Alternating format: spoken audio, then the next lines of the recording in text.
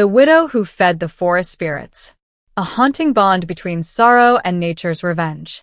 In the quiet village of Ejik, nestled between the arms of an ancient forest, lived a woman known simply as Mama Tene. Her real name had been forgotten with time, but everyone knew her as the widow.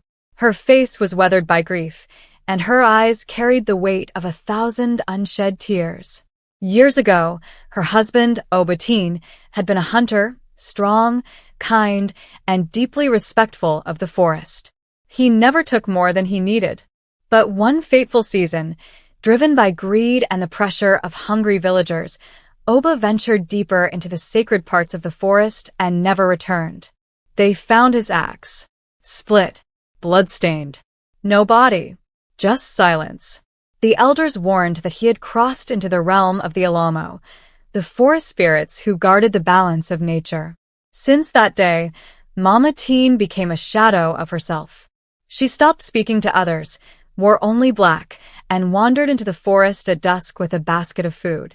Every evening, without fail. At first, the villagers thought she had gone mad with grief. But then strange things began to happen. The drought that had plagued Ejik for years suddenly lifted. Crops began to grow again, twice their usual size. Sick children woke up healed. The river, once dry, now flowed with crystal-clear water.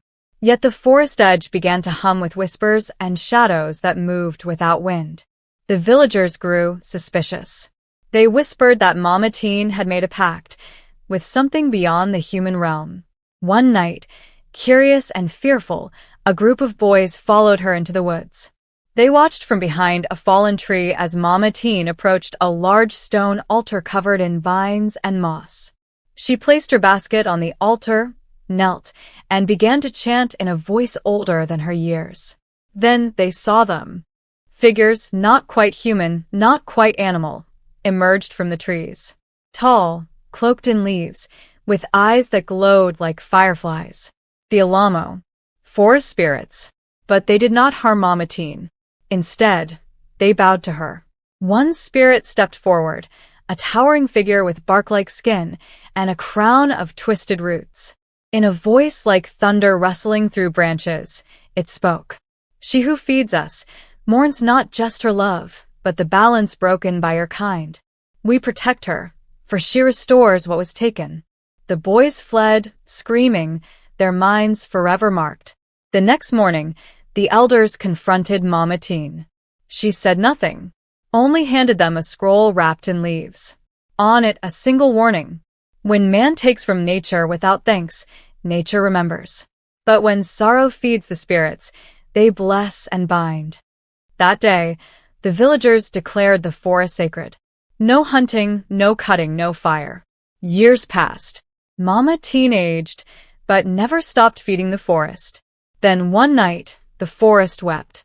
Rain fell without end, and the winds carried a song of mourning. Mama Tene was gone. In the place where the altar stood, a tree now grew, taller than any other, its bark smooth and dark, its leaves whispering secrets in a language no man understood. But the village thrived, forever protected. And every dusk, if you listen closely near the forest's edge, you'll hear footsteps and the soft creak of a basket being placed at the roots of a tree. The spirits still remember the widow who fed them. And now, she walks among them,